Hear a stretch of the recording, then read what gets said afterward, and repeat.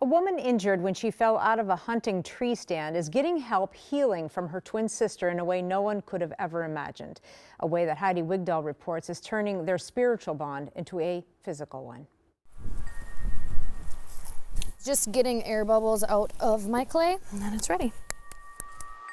In life, we are drawn to passions for a reason. For Chloe Nelson, I would say it's just kind of really therapeutic.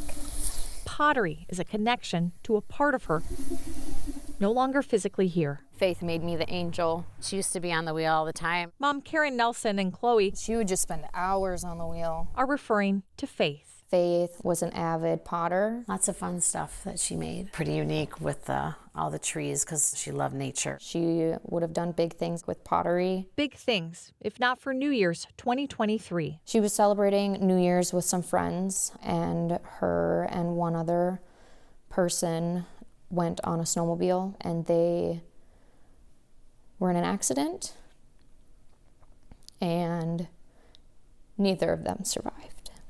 Yep, January 1st. Those are always hard days. You really can't believe it because we already had lost one child. The family's oldest daughter, Maddie, died in 2016 at the age of 18 from cancer. Faith and Maddie were so much alike. Less than 7 years later, Faith died at the age of 21. She was very sarcastic. She was older than me by 11 minutes, and she always quoted that that was the best 11 minutes of her life. 11 minutes apart, made up in the years that followed. The twin connection, that's something that's strong, and I think only twins understand it. But few twins have Faith and Chloe's connection after what happened in 2024. My boyfriend Luke and I, both of us are very avid hunters. While hunting, their harnesses failed. From a tree, they fell more than 20 feet. I tried standing up, and instantly I had a lot of pain in my lower right leg. We call this a pilon fracture. The joint surface of the tibia gets kind of crunched up. Dr. Joe Bellamy with Allina Health Orthopedics says Chloe needed surgery. And there are multiple little fracture lines. There's like a void there, and you have to pack it with something. That's something,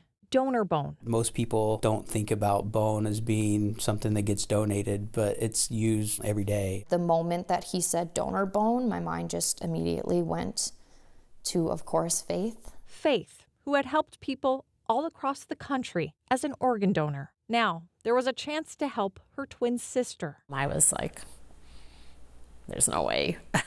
There's no way that's going to happen. Never thought it would happen. But their mom started making calls, tracking Faith's bone to Florida. My mom had gotten a call from Evergen stating that there was one bag of bone chips left, and it was the exact type of allograft that I needed. They basically told me that I was getting Faith's bone, and that I won't forget. So it's the first time I've ever had somebody request that or even have to do that. Dr. Bellamy used the dried bone to pack in the void. The body basically fills that in with your own bone. Down in here is where Faith's bone is. I don't think a lot of people get to experience that feeling I felt. Our birthday was just about a week after my surgery, and so it felt like a birthday gift. I know that Faith would say that my leg is only healed because of her bone. A physical piece of Faith Faith made it look easy. You're making it look easy. is now helping Chloe heal. I think it's just another way of me carrying her with wherever I go. In Cambridge, Heidi Wigdahl, KARE 11 News. Wow. Well, the second annual Walk by Faith Gala is happening January 31st at the Union Depot in St. Paul. The gala celebrates and honors the life of Faith. Funds raised will benefit the Maddie Nelson Memorial Foundation, supporting 3 organizations, Camp Norden, Hope Kids, and the last one, LifeSource, to highlight organ donation.